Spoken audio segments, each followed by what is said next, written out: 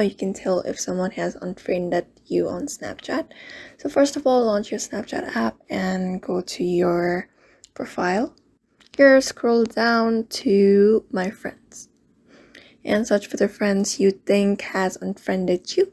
If he or she has unfriended you, then when you search their name, it won't be available here on the list.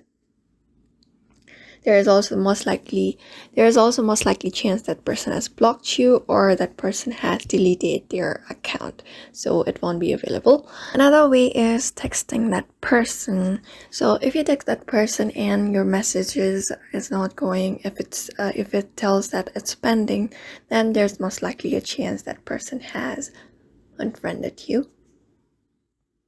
And the very last way is going to that person's profile. And if that person's profile is not showing their details, their profile details, like their snap score or their zodiac signs or whatever, then that